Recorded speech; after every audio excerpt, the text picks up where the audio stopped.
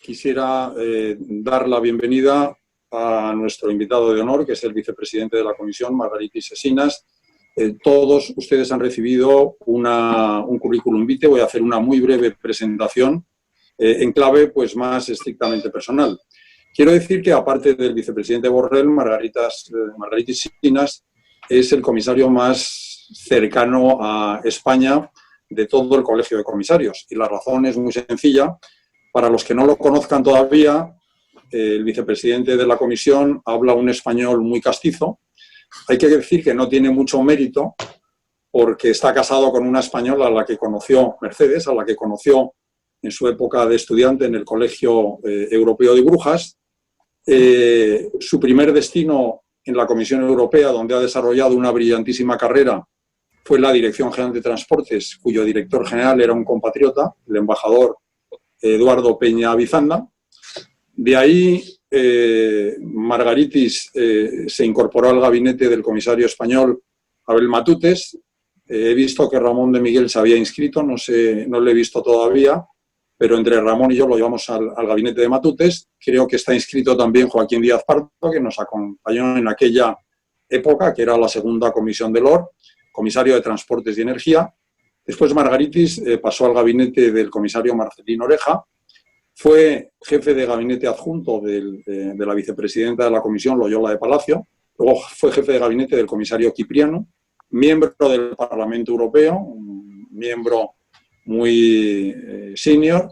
Y de ahí, cuando regresó a la Comisión, fue director general adjunto de la célula de asesores del presidente de la Comisión, Durão Barroso, y en esta última etapa pues ha sido director general del servicio del portavoz y portavoz del presidente de la Comisión, Jean-Claude Juncker. Y ahora ha culminado esta impresionante carrera como vicepresidente de la Comisión, encargado de promover el modo de vida europeo. Y aquí llegamos a este punto en el que, después de lo que estamos viviendo, pues hay realmente miedo, hay inquietud, hay preocupación, no solo por las vidas que se han perdido, sino también por las inseguridades que esta nueva situación crea. Hemos visto hoy las previsiones del Fondo Monetario Internacional, las previsiones que ha hecho también el Banco Central Europeo, y en este sentido yo le quisiera preguntar al comisario, de alguna manera, si él piensa que, habida cuenta de las reacciones contradictorias que se han suscitado a propósito de cómo se ha posicionado la Unión Europea en relación con esta epidemia, si suele ser la Unión Europea el chivo expiatorio habitual, es decir, si el Colegio de Comisarios es un aerópago de burócratas apátridas que no tienen corazón o no tienen alma, si hay que excusar de alguna manera el hecho de que la Unión Europea no tiene competencias plenas en el tema de sanidad, si las medidas unilaterales de algunos gobiernos que han intentado, como suele pasar siempre en tiempos de crisis, han buscado salvarse por su cuenta, y si las críticas habría que situarlas más bien en los gobiernos nacionales y en los regionales que no previeron los stocks de materiales o de productos de defensa, las capacidades hospitalarias o la gestión de las residencias de mayores.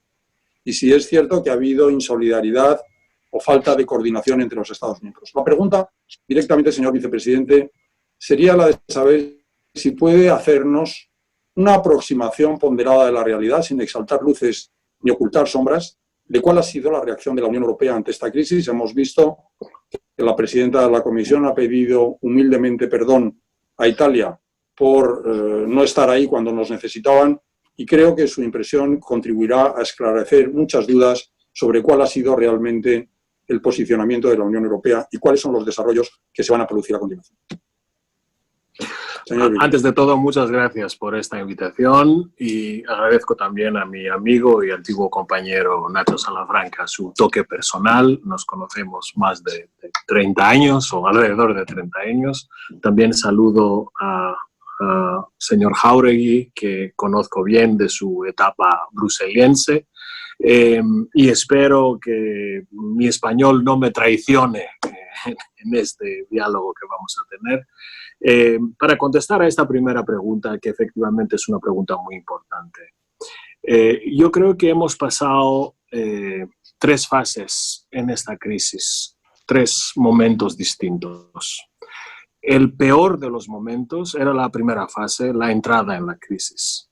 Y ahí hay que decirlo claramente, ahí hubo falta de coordinación, hubo fragmentación, hubo improvisación, hubo cada uno, los gobiernos, decidiendo muy rápido, sin consultar, sin coordinar, sin hablar unos con los otros, ni con Bruselas, de tomar aquellas medidas que cada uno consideraba oportunas. Digo, de tomar o no tomar, porque algunos gobiernos empezaron a hacerlo de otra manera. Esta primera fase no hizo honor a la Unión Europea y tampoco ayudó el espíritu de solidaridad que todos esperamos en una familia, ¿no? Como es Europa.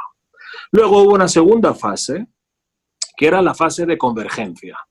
Poco a poco los Estados miembros se dieron cuenta de la interdependencia que nos une los unos a los otros, que tenemos un mercado común integrado, el más grande del mundo, el mejor regulado en el mundo, que es importantísimo para asegurar nuestra seguridad de alimentos, nuestras cadenas de mercancías, nuestros sistemas de energéticos y otros. Entonces, en esta segunda fase, poco a poco, ha empezado la fase de coordinación.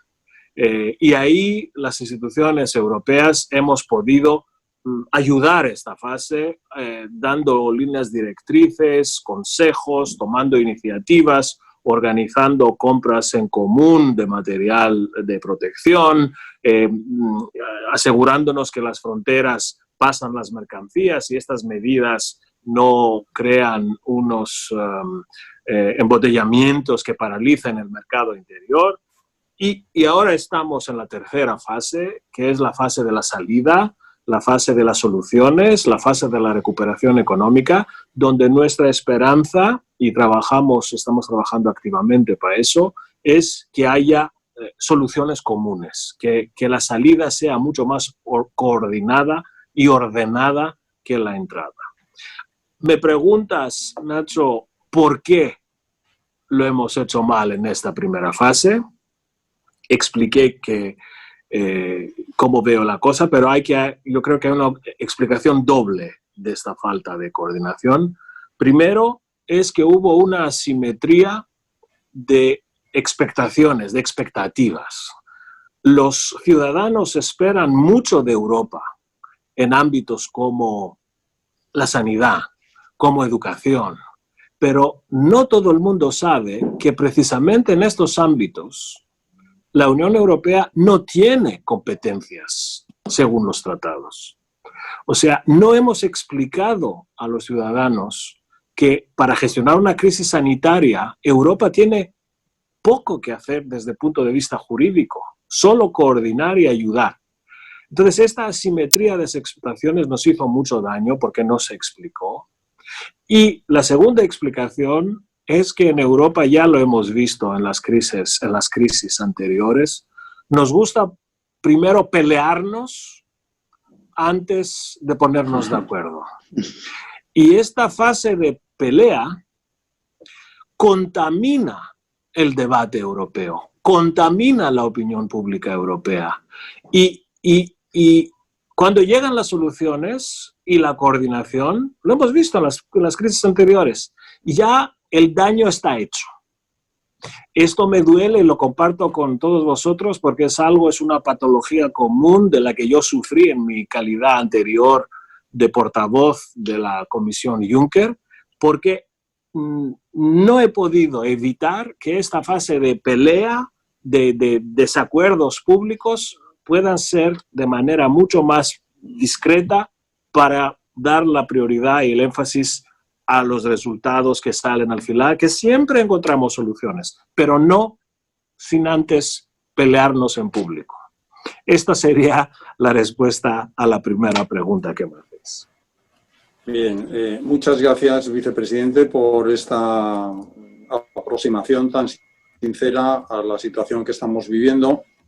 En segundo lugar, porque yo creo que está en el centro de nuestras preocupaciones, me gustaría, yendo un poco más allá, ¿no?, de las respuestas que se han venido dando a nivel europeo, ante la crisis. Me refiero, lógicamente, al encadrement de ayudas de Estado que ha aprobado la Comisión, a la cláusula derogatoria del Pacto de Estabilidad y Crecimiento, a la comunicación interpretativa que estáis preparando sobre el tema de facilitar la flexibilización de la acción a los bancos con las adaptaciones normativas que sean necesarias, a las facilidades que ha puesto encima de la mesa el Banco Central Europeo, que hoy ha dicho que iba a ampliar, y a las propuestas que hizo el ECOFIN al Consejo Europeo. Me gustaría profundizar un poco en lo que se refiere al plan de relanzamiento económico que está encima de la mesa y para el que el Consejo Europeo le ha pedido a la Comisión que presente unas líneas directrices que se tienen que ensartar en el marco financiero plurianual. Entonces, hay 3 o 4 cuestiones sobre este punto, vicepresidente, que no sé si podrías aclarar. Sé que ayer la Comisión ha mantenido un debate de orientación sobre este tema. Los 3 puntos son el tamaño, digamos, la dimensión que tendría este instrumento del plan de relanzamiento. Se habla de unos 300.000 millones que podrían movilizar otros 350.000 para situar todo el paquete en el entorno de 1,5 billón, 2 billones. No sé si estas cifras son las que estáis manejando. En segundo lugar, las modalidades de financiación. Hemos visto que ayer tu colega, la comisaria Jourová, ha dicho que tiene que ser un equilibrio entre préstamos, subvenciones y garantías financieras. No sé si esa es la idea que el Colegio de Comisarios está manejando en su propuesta. Y hay un tema muy polémico que todavía no sé si está resuelto, que es el tema de las condiciones, ¿no? Yo creo que eso estará en función de los distintos instrumentos financieros que lo integren. Hemos visto que hay varias escuelas de pensamiento. Y hay otra pregunta, la última fundamental en relación con este tema, que es el timing. Ayer la comisaria Jourová, después de la reunión del Colegio de Comisarios, dijo que le parecía una fecha, digamos, muy optimista que este fondo estuviese disponible para 1 de enero del año 2020. Hemos visto las catastróficas previsiones económicas y la caída del Producto Interior Bruto de todos los Estados miembros de la Unión Europea.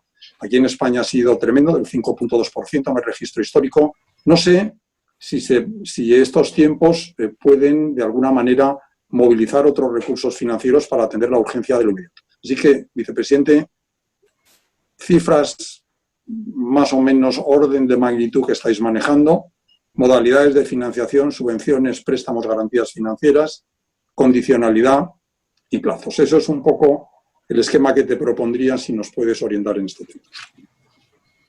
Efectivamente, para hacer el puente entre la primera y la segunda respuesta, hemos dicho que ya nos encontramos en la fase 3 de la gestión de la crisis, que tiene 2 pilares. Uno es la salida del confinamiento y otro es el relanzar la economía real. En el tema de salida ya estamos viendo con una cierta satisfacción que por primera vez esta hoja de ruta que hemos presentado hace 10 días, una semana, ofreciendo criterios objetivos de salida, permite ahora a nuestros Estados miembros construir sus estrategias nacionales de salida más o menos en un horizonte, en una base común. Para decirlo de otra manera, esta hoja de ruta europea no era un único plan europeo centralizado de salida, pero sí era una única, un conjunto único de criterios objetivos y científicamente probados que permite a los Estados miembros organizar su salida ordenadamente. Entonces, esto, quiero resaltarlo, es importante porque tiene que ver con relanzar la economía. Solo podremos relanzar la economía europea si tenemos un horizonte común de salida coordinada. Porque, perdón, no habrá salida ordenada, no habrá relanzamiento, no podremos relanzar la economía si no tenemos unas salidas coordenadas y ordenadas. Paso ahora en el tema económico. Y antes de hablar del fondo de relanzamiento, recovery, como lo llamamos, hay que recordar las cosas, algunas de estas las has citado, que ya están encima de la mesa. Cosas que ya se han hecho, que son también cosas sin precedentes. Tenemos 750.000 millones de euros en un programa de compra de títulos desde el Banco Central Europeo, que ya no es un bazooka que el banco enseña, sino es un bazooka que el banco utiliza comprando títulos. Esto es sin precedentes. También hemos pulsado el botón de escape del Pacto de Estabilidad. Esto quiere decir que las economías, los gobiernos de la zona euro no tienen ningún límite presupuestario en adoptar las medidas necesarias. Hemos propuesto los 100.000 millones de euros en este esquema de garantía para el paro, que se llama SURE, que también puede ayudar a empresas organizarse en estos momentos difíciles, pero falta efectivamente la última pieza en este puzzle importante, que es el fondo de relanzamiento.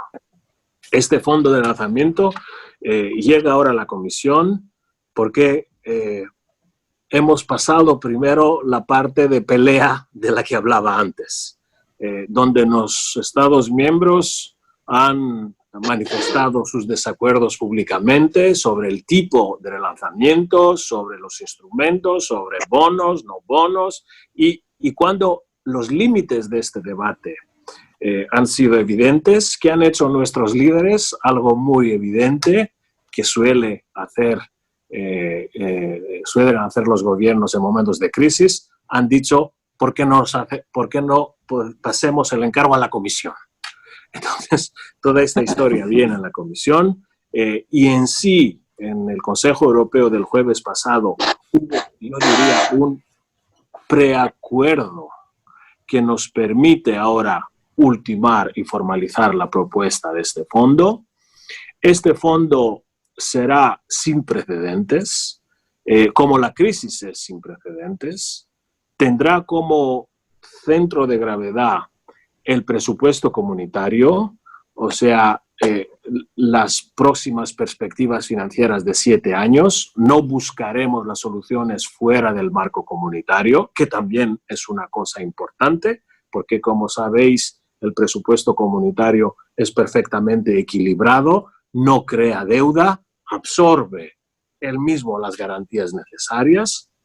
Y este fondo tendrá que, contesto directamente a tus preguntas, tendrá que pasar 3 tipos de pruebas, ¿no? Primera prueba es la prueba de credibilidad. Tiene que ser un fondo importante, que dé la credibilidad tanto a los mercados como a los que lo van a utilizar. Y eso pasa por su tamaño. Y efectivamente el tamaño será un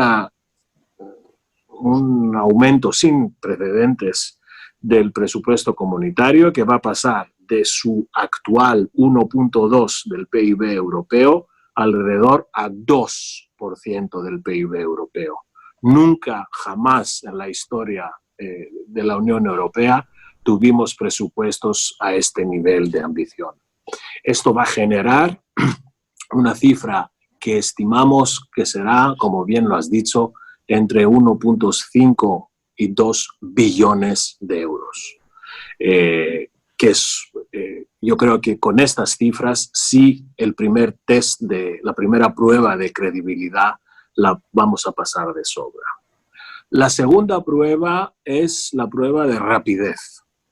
Hay que ir rápidos con esto, porque las empresas europeas, y sobre todo las pequeñas y medianas empresas, tienen un horizonte de salida de 6, 10, 18 meses. No podemos utilizar esta herramienta dentro de 2 años, porque no habrá nada para salvar de aquí a 2 años. Es un instrumento que necesitamos lo antes posible y, si posible, incluso antes finales de este año. Y yo creo que también aquí hay soluciones, se llaman bridging, acuerdos bridging, que pueden hacer puentes entre el marco actual presupuestario y el que viene, porque este año, desgraciadamente, es el último año del marco existente antes que el nuevo marco de 7 años entre en vigor el 1 de enero. Y tercera prueba que el fondo tiene que pasar, tú lo has dicho antes, es el tipo de intervenciones que vamos a poder hacer a través de este fondo. Y lo digo de manera más clara, ¿para qué vamos a utilizar este dinero y con qué instrumentos lo vamos a hacer? Y ahí entra la dificultad, o digamos es una de las cosas que todavía tenemos que arreglar, que los técnicos están ahora trabajando intensamente sobre esto. ¿Cómo haremos que haya este equilibrio entre subvenciones y préstamos? Yo personalmente pienso, y muchos conmigo, que aquí el tema de subvenciones tiene que ser mucho más presente, mucho más importante en esta mezcla que haremos. ¿Por qué? Porque primero, sería injusto que algunos Estados miembros tengan que endeudarse más para hacer frente a una amenaza asimétrica. No sería justo. Y segundo, porque como estamos ya dentro de la lógica de presupuesto comunitario, el presupuesto comunitario sí que da subvenciones, legalmente lo permite. O sea, tendremos la solución de trabajar más ágilmente, más efectivamente con subvenciones, pero sí hace falta tener algo de préstamos para algún tipo de gasto que tiene que ver con reformas a medio, a largo plazo. No importaría tener algo de préstamos si tendremos la certeza que con las subvenciones se puede trabajar para lo que nos urge más, que es lo inmediato, es relanzar la economía real, es ayudar a las empresas y así. Última consideración, hay un cierto debate que se está desarrollando en el Parlamento Europeo y no solo, que dice que, bueno, que ya que estamos ahora en situaciones de crisis y estamos contemplando estos fondos de relanzamiento muy importantes, quizás lo que hay que hacer es olvidarnos de los objetivos de este mandato de 5 años que tiene la Comisión y el Parlamento, que como sabéis es la Europa Verde, el Green Deal y la transformación digital. O sea, hay algunos que dicen, vamos a olvidar ahora de lo que es verde y digital y vamos a salvar la casa que está quemando. Yo no comparto esta elección binaria, no creo que tiene que ser o uno o otro, yo creo que perfectamente podemos combinar cosas que tienen que ver con nuestros objetivos estratégicos de transición con lo que es urgente, que es consecuencia directa de la crisis. Es posible, es factible. No va a ser fácil porque es un trabajo que nunca se hizo en la Comisión contemplar unas intervenciones a esta escala, pero estamos trabajando 24 horas al día para hacerlo y creo que estaremos listos en los próximos 10, máximo 15 días con la propuesta formal. Muchas gracias. Yo creo que estas informaciones son muy esperanzadoras. Aprovecho para saludar a las personas que se han incorporado a este foro. Vuelvo a saludar a nuestro presidente Ramón Jáuregui, al exministro y vicepresidente de la Comisión Joaquín Almunia, a muchos embajadores que nos acompañan, al presidente del Movimiento Europeo Patxi Aldecoa, al director de la oficina de la Comisión Europea en Madrid y vicepresidente. Yo tenía previsto un tercer bloque de preguntas donde quería abordar este tema del Green Deal, del impuesto sobre las transacciones financieras, que probablemente va a centrar también, aparte de estos reflujos del coronavirus, algunas de las prioridades que está reconsiderando la presidencia alemana, pero me parece que hay algunos aspectos todavía que me gustaría que pudieras darnos algunas pinceladas. Tú conoces muy bien el mercado interior, has conocido muy bien muchos sectores de la Comisión y hay dudas sobre el hecho de que se pueda producir una perturbación del mercado interior como consecuencia de las intervenciones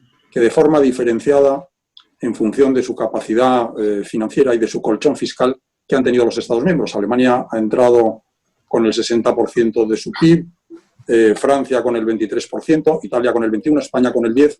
Y claro, eso no es ajeno también a la situación de deuda que tienen los Estados miembros.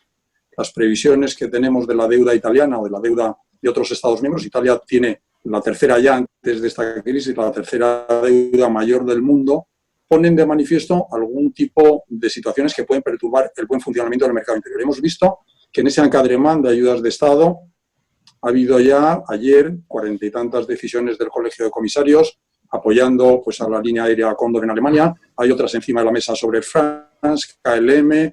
Hemos visto también bueno, pues que se han autorizado 5.000 millones de euros a Renault y así con muchos Estados miembros. ¿Existe, comisario, una idea de cómo manejar durante este periodo de gran turbulencia el mercado interior para que realmente el objetivo o uno de los objetivos fundamentales del tratado se vea en peligro? Bueno, es una pregunta muy interesante. Perdón, comisario.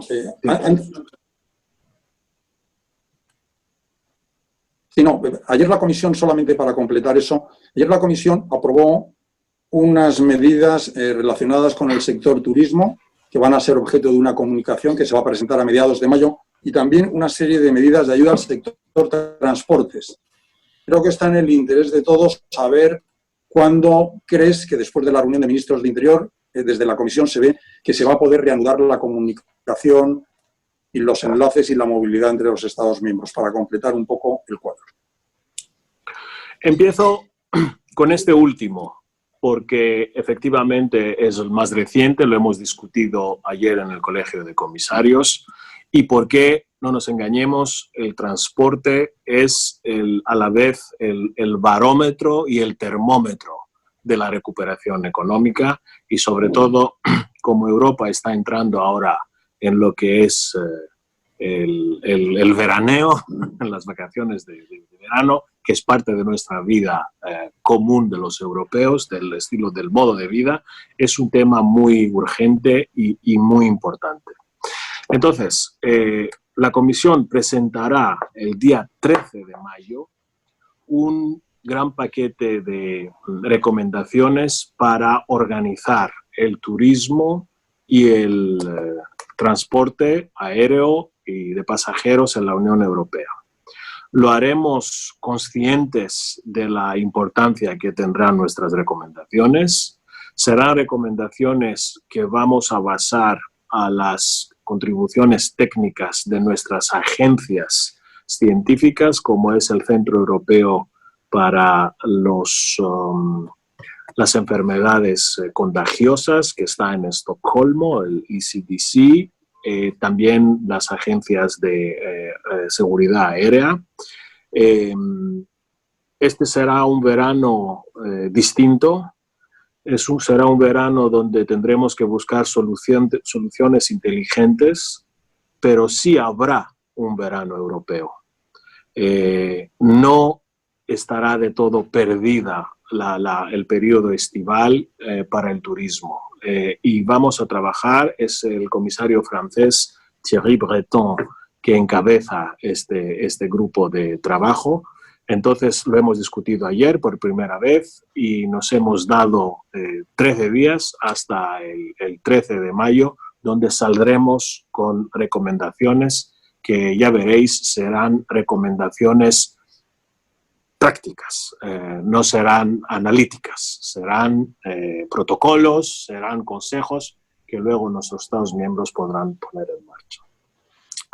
Vuelvo ahora a tu pregunta más genérica sobre el mercado interior, las ayudas de Estado, para decirte que todo lo que estamos hablando, la Comisión lo ve como un conjunto interconectado. El Fondo de Relanzar la Economía, con los recursos que estamos hablando de 2 billones de euros, es una parte de una ecuación más amplia que tiene que ver con apoyar a los que más lo necesitan, a la vez permitir a aquellos estados que pueden ayudar sus empresas con ayudas de Estado sin falsear las condiciones de competencia en el mercado interior, sin fragmentar la sana competencia y sin abrir la puerta para volver en prácticas anticompetitivas que tanto hemos luchado contra ellas antes de una época antes del mercado interior y durante los primeros momentos del mercado interior. Lo que quiero decir es que sí que hemos abrogado, hemos abierto, hemos dado la posibilidad a los Estados miembros de hacer ayudas de Estado sin limitaciones. Sí hemos derogado todo el tema de marché public, ¿no? de mercados públicos. Cada gobierno ahora sin concursos puede organizarse como puede para comprar y encontrar lo que hace falta para hacer frente a la crisis. Pero ojo, todas estas medidas son medidas de carácter excepcional. No las vamos a perenizar y no van a estar ahí para siempre. Son herramientas concebidas para el momento en el que nos encontramos. Y como bien dices, no sería justo que derogar estas reglas de ayudas de Estado o de mercados públicos sea la puerta de atrás por la que se van a reintroducir todas las malas prácticas anticompetitivas que tan daño hacen en el mercado interior. Entonces, tengo que ofrecerte la certeza que esto lo vigilaremos. No será un cheque en blanco y no se va a perenizar, no será the new normal, como dicen nuestros amigos anglosajones. No lo será. Es una cosa excepcional y muy limitada.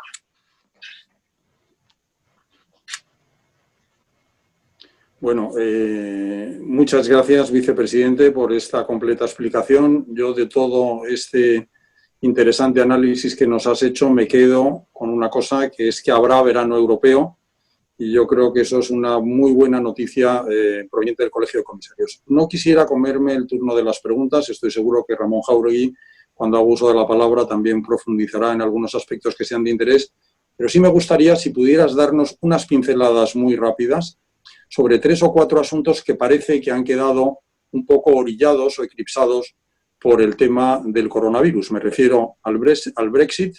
Nuestro común amigo Michel Barnier ha expresado después de la última ronda negociadora que parece que el negociador británico David Frost y el primer ministro están ralentizando las negociaciones y que han dicho ya que no van a pedir una prórroga de la negociación o del periodo transitorio que habría que solicitar para el 1 de julio. La idea era, como sabes, que en el mes de noviembre se tuviera el acuerdo, digamos, de futuro concluido para que pudiera ser ratificado. Me gustaría que nos dijeras cómo ves esto. Hay un dossier que conoces bien, que es el dossier de las migraciones, que depende de tu cartera. Hemos visto que este año ha habido una cifra de concesión de asilo que se sitúa por debajo de 300.000 personas. En ese ranking ya hay una tercera parte de venezolanos, lo digo por digamos, el interés que suscita el tema venezolano dentro del radio de acción de esta fundación. Hemos hablado de las prioridades de la presidencia alemana. Yo creo que ahí se va a hablar del impuesto de transacciones financieras, lo ha dicho la canciller federal en el encuentro de Petersberg este fin de semana pasado, y también del Green Deal al que tú te has referido, en el sentido de ver, estamos pendientes de un análisis de impacto de la Comisión para ver si la reducción de gases de efecto invernadero puede reducirse de la propuesta inicial en 2030, pasar del 40 al 50-55%. Y yo creo habría otras muchas preguntas sobre el Estado de Derecho, la decisión que habéis tomado ayer declarando compatible la ley de urgencia húngara o la apertura del procedimiento a Polonia, pero no quiero ya retener más tiempo. Me gustaría si nos puedes dar unas pinceladas.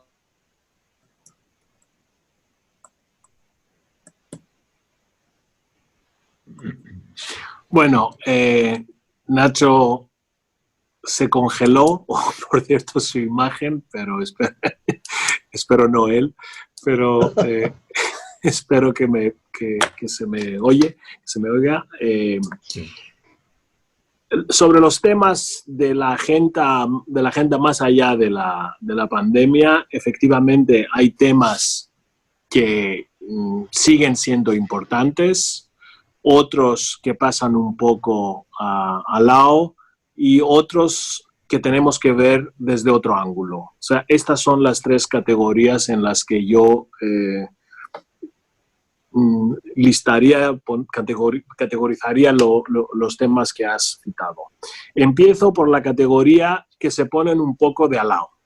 Y ahí es Brexit. Yo hablo con mis colegas, hablo con todo el mundo, hablo con los ministros, hablo con gente normal. Yo no veo que hay excesiva preocupación sobre el Brexit. Brexit es una situación donde hemos evitado lo peor.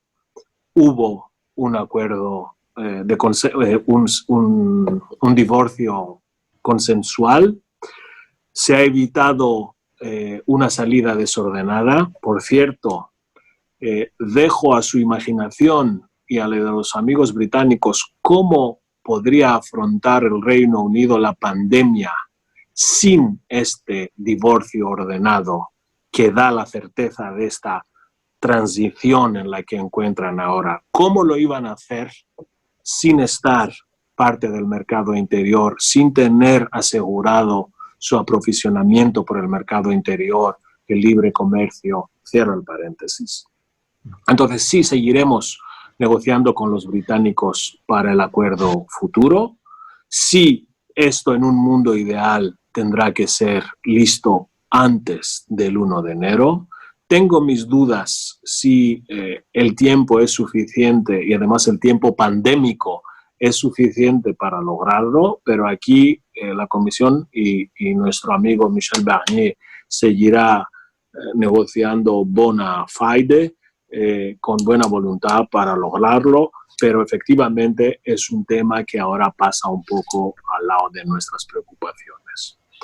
En la segunda categoría de temas que tenemos que volver a ver de otra óptica después de la pandemia, efectivamente son estas transiciones muy emblemáticas que hemos anunciado al principio del mandato de esta comisión: la transición hacia Europa verde, el Green Deal, y la transición digital con temas como 5G, la inteligencia artificial.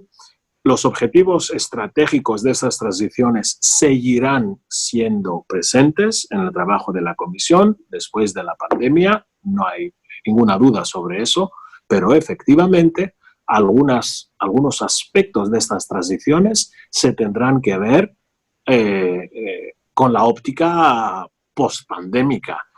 Por ejemplo, las emisiones, ya tenemos mucho menos emisiones que de las que calculábamos. Esto hay que verlo, hay que calcularlo. Tenemos que ver también el impacto del esfuerzo de la transformación digital, que ya se hace mucho más rápido de lo que esperábamos, porque de hecho ya estamos en un mundo digital. Yo normalmente iba a coger un avión para venir a Madrid a hacer esta conferencia, pero la estamos haciendo perfectamente desde los medios digitales. Entonces, todas estas transiciones sí seguramente se quedarán vigentes, importantes, centrales, pero con una óptica nueva. Y la tercera categoría de temas que incluso son más importantes ahora que antes de la pandemia y que no vamos a abandonar son temas que tienen que ver con la Europa que protege, ¿no? La famosa frase de Emmanuel Macron, l'Europe qui protège. Yo creo que después de esto, pocos europeos nos dirán que esto no es su prioridad absoluta. Si preguntamos a nuestra gente ahora, lo que nos pide es eso: una Europa que protege. Una Europa que protege sus fronteras, que organiza su seguridad, que por fin tenga un marco holístico coherente de gestionar las migraciones, no como lo hemos hecho hasta ahora a través de una gestión de crisis que no acaba nunca. Tenemos que tener un nuevo sistema de asilo, un nuevo sistema de solidaridad. Tenemos que tener los guardacostas europeos patrullando en nuestras fronteras, tendremos que trabajar con los países de origen y de éxito, de tránsito, para encontrar soluciones para que la gente suya se quede ahí, para tener un futuro mejor que ponerse sus vidas en las manos de los traficantes de almas en el Mediterráneo. Todo esto sí lo haremos, y lo haremos con más convencimiento y más urgencia después de la pandemia que antes. Muchas gracias, vicepresidente. Le voy a pedir al vicepresidente ejecutivo de la Fundación que asuma la coordinación del coloquio y vamos con un poquito de retraso. No sé si abusar de la generosidad del comisario para que nos dé algunos minutillos más y podamos dar cabida a las preguntas que le ponen. Sí. Vale, muchísimas gracias. Muchísimas gracias. Yo creo que ha sido tan apasionante.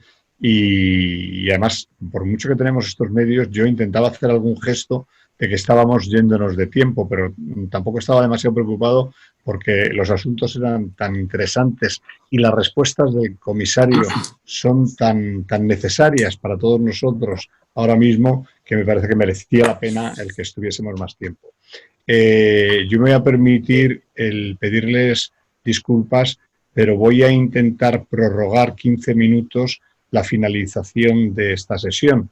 Es decir, que en vez de acabar a las 7:30, acabásemos a las 8 menos cuarto, porque tengo muchísimas preguntas que me están llegando y primero de todo quiero darle la palabra a nuestro presidente Ramón Jáuregui para que haga su intervención y después pasaríamos a hablar, yo coordinaría las preguntas y les haría directamente al señor comisario.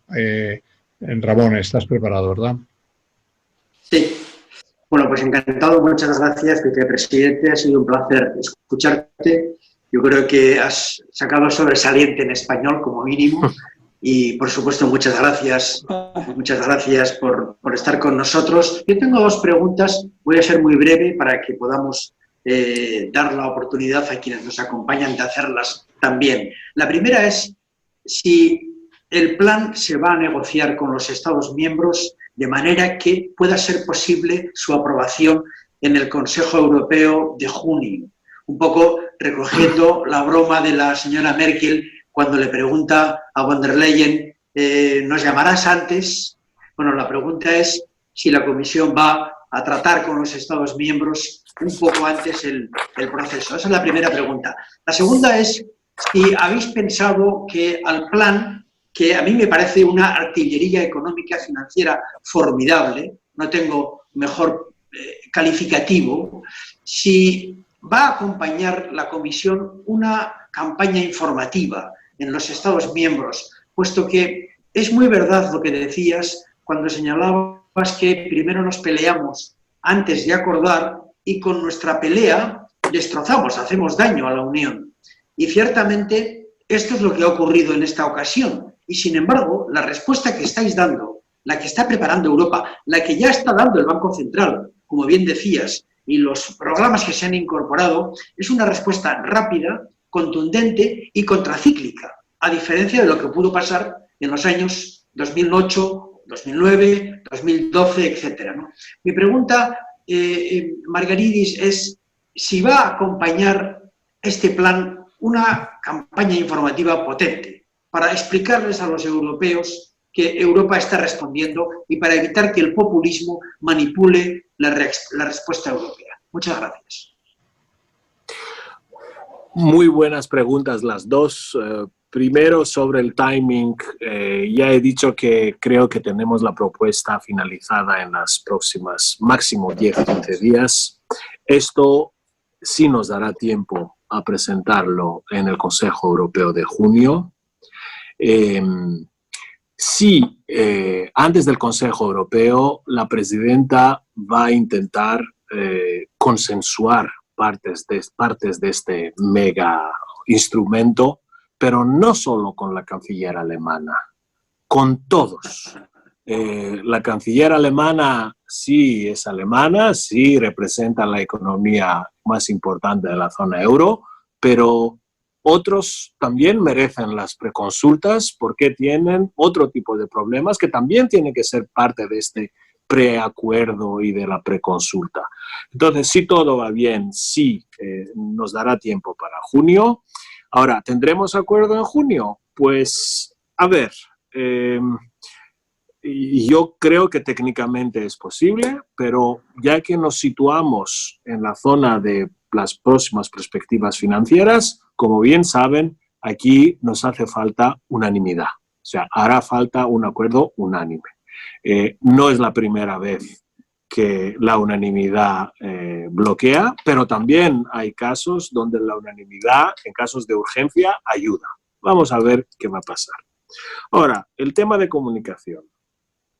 Yo no creo, querido Ramón, que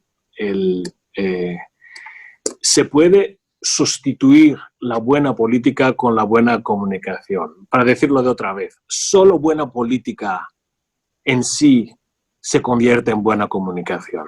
Entonces, más que una campaña de comunicación sobre este instrumento de lanzar la economía, lo que nos hace falta es un buen acuerdo.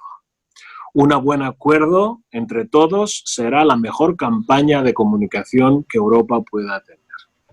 Y como trabajé en este ámbito en los 5 años pasados, siempre era la buena política, la política acertada, la que tendría a todo el mundo alrededor de un acuerdo, que nos ayudaba a pasar el mensaje. En caso de desacuerdo, no habría ninguna técnica de comunicación, ningún Twitter, ningún medio social que podría construir una realidad diferente. Esperemos que el acuerdo y la política nos ayudará.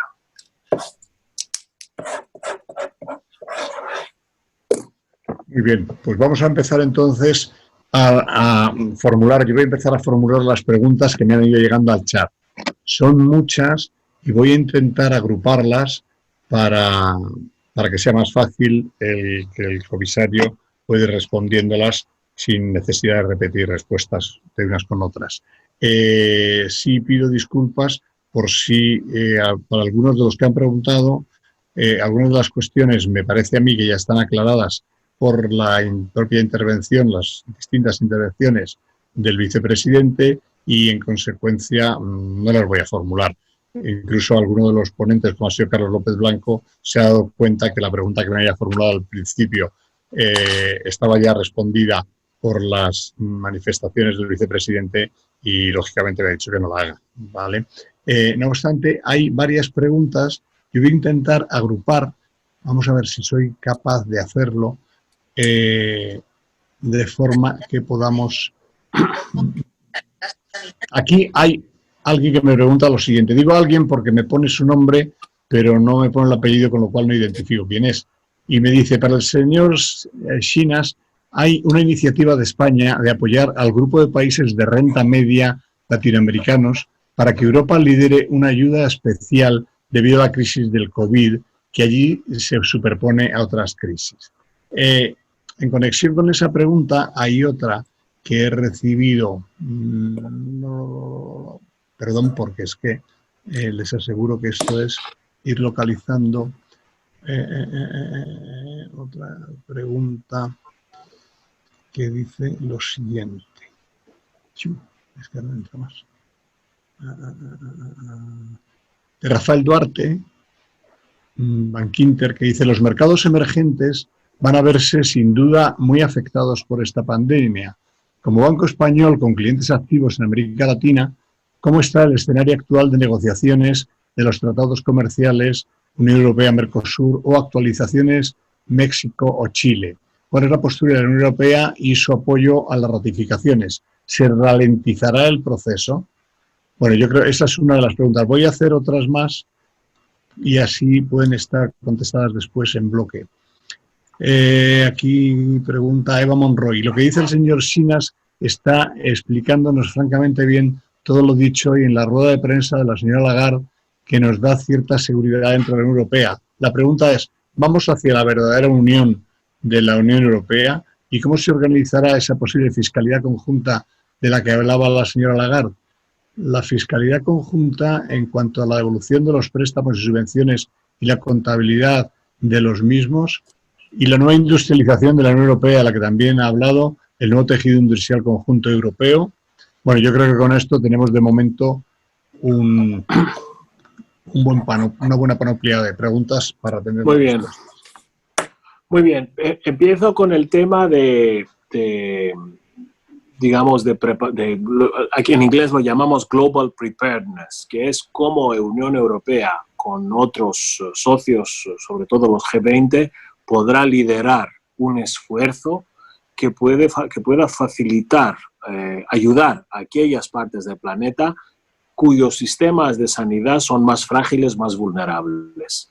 Y la pregunta es muy oportuna porque efectivamente el lunes que viene, el lunes 4 de mayo, vamos a abrir en Bruselas una conferencia muy importante de donantes que va a encabezar la Unión Europea con como copresidentes Alemania, el Reino Unido, Francia, Japón, Noruega y Arabia Saudí, que nos va a permitir recaudar 8.000 millones de dólares, 7.5 mil millones, perdón, 8.000 millones de dólares, 8.5 mil millones de euros, para un esfuerzo global que esta será una cuantía mínima, será el primer paso, la masa crítica, para poder financiar los sistemas de sanidad de los países, de los continentes más vulnerables, como es África y como puede ser América Latina.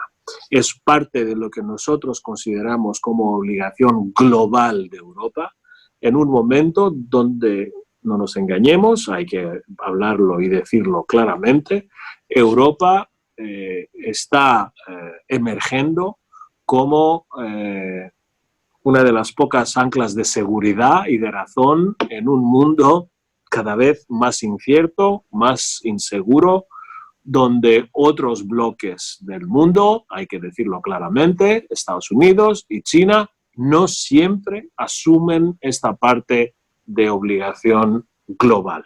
Nosotros estamos encantados de liderar esta conferencia de donantes y ya estoy en contacto con el gobierno español también y otros interlocutores y esperemos que España también tendrá un papel destacado en este proceso. Luego, la siguiente pregunta, la segunda y la tercera, que es cómo nos aseguremos que la economía global, no solo la europea, se reactive. Bueno, esto es una situación sin precedentes. Nunca antes hubo una paralización total y absoluta al nivel planetario, que duró 2 meses. Lo que está bien, diría, y quizás la única cosa positiva de esta salida es que el choque era simétrico, o sea, nos tocó a todos de la misma manera y eso permite coordinar las respuestas económicas. Como consecuencia, ya tenemos la certeza que todos los bloques económicos del mundo están preparando importantes paquetes de liquidez que van a permitir reactivar la economía. Esto es lo que hay que hacer ahora. Efectivamente, estas garantías crearán una deuda que nuestros hijos y nuestros nietos y quizás bisnietos se tendrán que afrontar en algún momento, pero ahora es el momento de la liquidez y de esta salida conjunta planetaria mundial y efectivamente el participante que nos pregunta señala que esto es un esfuerzo que ya asume no solo la señora Lagarde, pero también la señora Georgieva del Fondo Monetario Internacional, el gobierno americano, el gobierno chino. En este ámbito de liquidez y de reactivación sí hay acuerdo global. Muy bien, pues tengo otro grupo de preguntas que voy a intentar también irlas agrupando. Decía Jean Monnet que la necesidad es el mejor federador. Es un hecho también que Europa se hace con las sucesivas crisis. ¿Cuáles son, en su opinión, señor vicepresidente de la Comisión, las áreas en las que podría avanzar lo comunitario y las competencias de la Unión como consecuencia de la crisis provocada por la actual pandemia del COVID-19? Luego tengo otra más con respecto a futuro.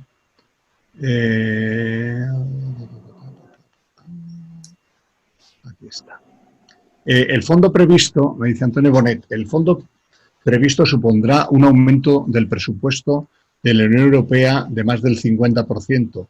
¿Cómo se va a financiar ese aumento? Y luego tengo otra de don José Manuel González Páramo, que dice: es muy de agradecer su sinceridad. Este es un momento existencial para la Unión Europea, al menos tan grave como fue la crisis de la deuda soberana de 2011-2012. ¿Hay conciencia en la Comisión de que para numerosos europeos el futuro del proyecto de una Europa fuerte y unido se está jugando en estas semanas? Y luego tengo aquí otra, voy a agrupar estas porque todas están muy relacionadas. Dice aquí, en primer lugar, muchas gracias, señor comisario, por su fantástica y clarificadora intervención. Ha comentado cómo ha habido una expectativa en las primeras fases, una sobreexpectativa en las primeras fases de la crisis en torno a la respuesta de la Unión y en ámbitos que ésta no tiene competencias. ¿Este problema se podría solucionar con la próxima conferencia sobre el futuro de Europa? Con la crisis del coronavirus, ¿en qué punto está la convocatoria de la conferencia sobre el futuro de Europa que se esperaba que se realizara el 9 de mayo en Dubrovnik? Y, bueno, pues esto básicamente las puede ir respondiendo. Muy bien, empiezo, voy un poco más rápido. Estoy completamente de acuerdo que una dosis de crisis siempre ayuda a la Unión Europea. Para decirlo de otra manera, nuestro mejor enemigo, el más grande enemigo, es la estagnación. Y esto lo hemos visto en la historia. Cuando Jacques Delors vino en 85 en Bruselas y relanzó el proyecto del mercado interior con Ramón de Miguel y otros siendo testigos de aquel momento, Nacho y otros aquí presentes, ¿por qué tuvo tanto éxito? Porque antes de él, durante 30 años, no se hizo nada al nivel europeo. Lo teníamos todo escrito en el Tratado de Roma, en 57, pero hasta el 85, esta estagnación produjo la revolución del oro. O sea, la estagnación nos condujo a la acción. En los años 90 tuvimos en Europa crisis alimentarias muy importantes, las vacas locas, las dioxinas, que eran amenazas reales para el ciudadano europeo. Como consecuencia de estas crisis alimentarias, tenemos hoy en Europa el mejor sistema de calidad, de control de calidad alimentaria en el mundo. Luego, con la crisis económica y con el rescate de Grecia y de otros países, Europa tuvo que inventar herramientas, instituciones y garantías que no existían antes, como el Fondo de Estabilidad Monetaria, movilizar recursos. Y estoy convencido que lo mismo va a pasar ahora.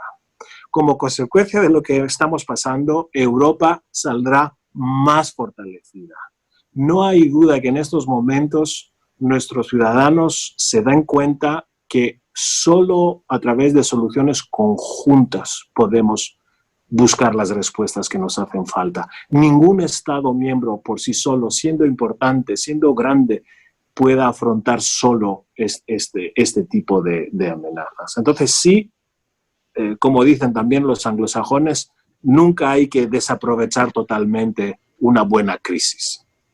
Segunda pregunta, sí estamos planteando para la iniciativa de relanzamiento un incremento importantísimo del marco comunitario, ya lo he dicho, de 1.2% del PIB al 2% del PIB. ¿Cómo se va a financiar eso? Pues se va a financiar con lo que ya sabemos, que son las fuentes de financiación del presupuesto comunitario, que es una contribución de los Estados miembros según su PIB, es un porcentaje del IVA y un porcentaje de las accisas que levantamos en nuestras fronteras externas. También hay todo este debate de recursos propios, a ver si podemos a través del Green Deal encontrar más financiación, pero parte de trabajar en la lógica comunitaria, en el presupuesto comunitario, es también organizar y utilizar el presupuesto comunitario para absorber las garantías que hay que ofrecer para relanzar la economía. ¿Es un momento histórico? Sí lo es. Es un momento donde una gran parte de cómo será Europa se decidirá sin lugar a duda. Pero esto yo no lo veo, vuelvo a decir lo que decía en la primera pregunta, no lo veo necesariamente como una amenaza. También lo veo como una oportunidad. En estos momentos históricos es cuando nos damos cuenta de lo mucho que tenemos en común. Y vamos a ver ahora si la respuesta a esto, o sea, cómo vamos a sacar las lecciones de esta crisis. La respuesta a eso es la conferencia sobre el futuro de Europa. Personalmente, no estoy tan convencido, porque la conferencia sobre el futuro de Europa la hemos imaginado en momentos de más tranquilidad, no cuando la casa estaba en llamas, como es la situación ahora. Entonces, a lo mejor nos conviene más, para sacar las lecciones de la crisis, poner un poco de tiempo antes de empezar a relanzar el proyecto. Vamos a ver si tendremos el tiempo suficiente de aprovechar la conferencia esta, o tendremos que encontrar otros mecanismos y otras medidas más adelante. Es una de las cosas que tendremos que ver en las semanas que vienen. Muy bien. Pues tengo una pregunta que me la ha hecho Pepa Hoyos, me la ha hecho 2 veces. Yo de verdad agradezco muchísimo. Me la ha hecho 2 veces la misma pregunta, pero bueno, la redacción es distinta, pero es la misma. Y pido perdón por no haber atendido. Tenía que haber acudido a aquello de Ladies First, pero perdón, porque uno ya está metido en este lío de preguntas. Y Pepa, no hay ningún problema porque la hago ahora mismo. Dice Pepa, ¿qué habría sido de Grecia sin la intervención de la Unión Europea y el FMI? ¿La experiencia de las anteriores intervenciones es replicable en países más grandes como Italia y España, o estamos en terra incógnita? Bueno, no es exactamente la misma pregunta, la primera parte y la segunda parte. La primera parte es ¿cómo hubiese sido Grecia sin los programas de rescate?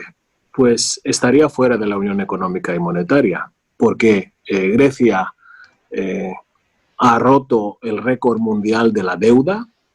Ningún Estado en ningún momento haya acumulado la deuda que acumuló el país que mejor conozco, que llegó a la cifra de 330.000 millones de euros, alrededor 33.000 euros por griego.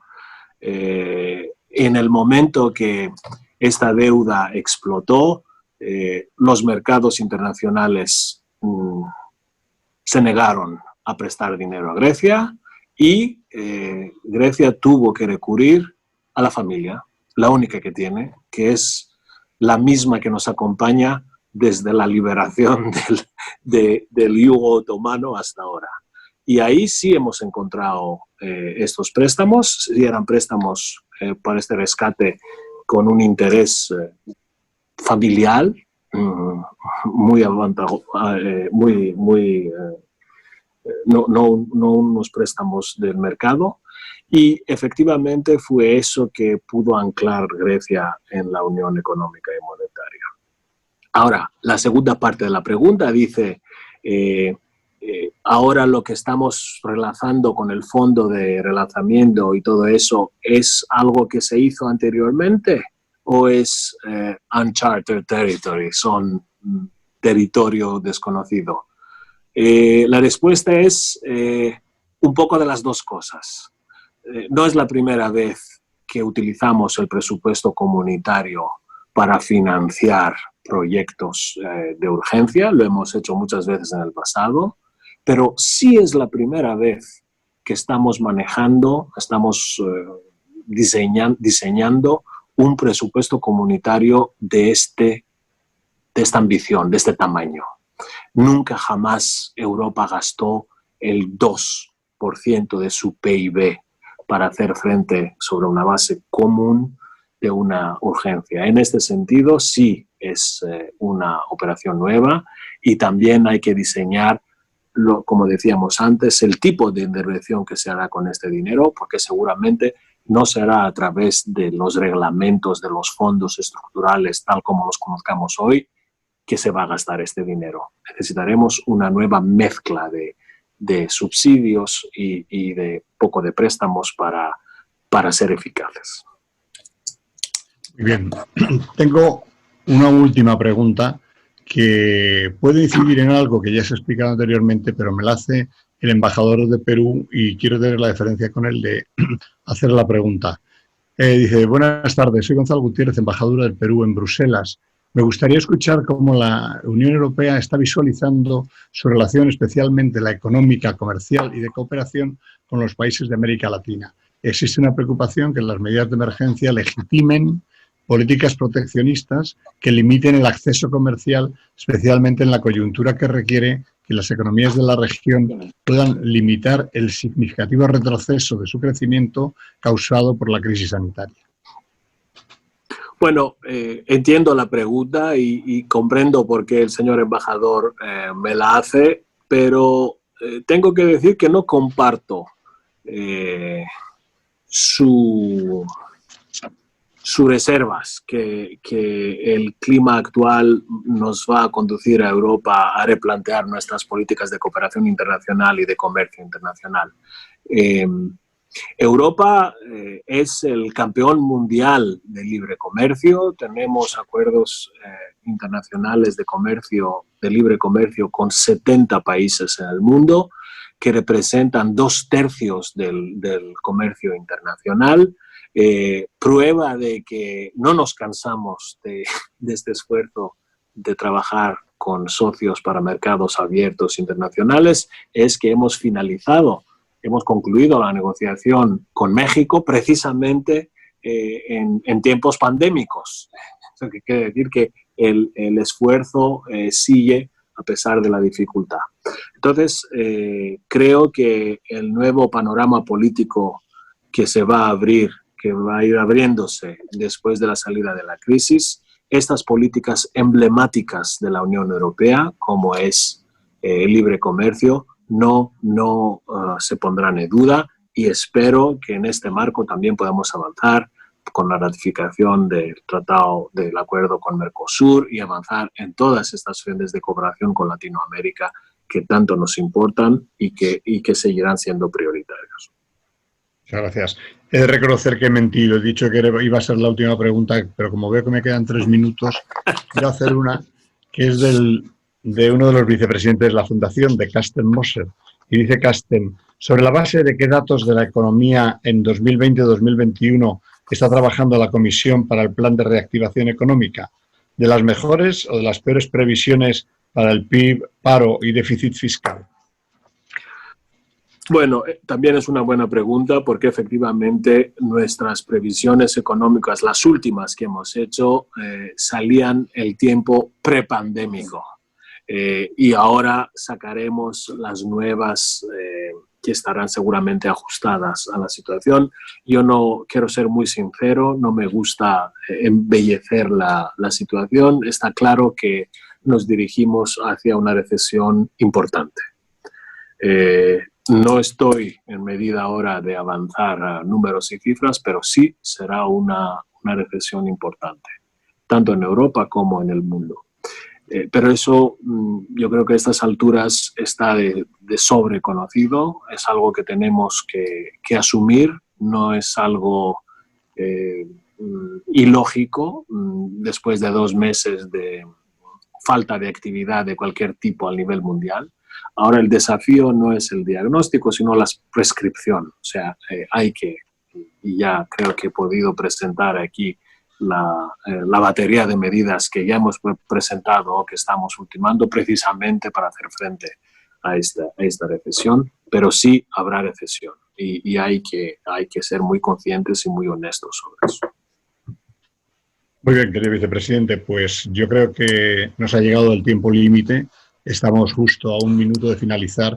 Simplemente decirle que ha sido una intervención fantástica, porque todas las preguntas, mensajes que nos ha lanzado, como que nos llegan al corazón, porque realmente lo estamos viviendo ahora mismo en estos tiempos de confinamiento, estamos muy sensibilizados para todo esto y creo que ha sido tremendamente aclaratorios. Doy las gracias a todos por sus intervenciones, en primer lugar al vicepresidente y, por supuesto, a nuestro presidente José Ignacio Salafranca, a nuestro presidente Ramón Jáuregui. Seguramente me he dejado algo, pero creo que no, porque he estado mirando toda la lista de preguntas y he respondido a todos los que me han hecho preguntas directas.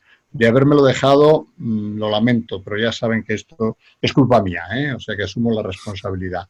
Y nada más, muchísimas gracias. Espero verles a ustedes en la próxima webmin de estas que organicemos y estaremos encantados de contar con su presencia. Gracias mil. Buenas tardes. Muchas gracias. Buenas noches a todos.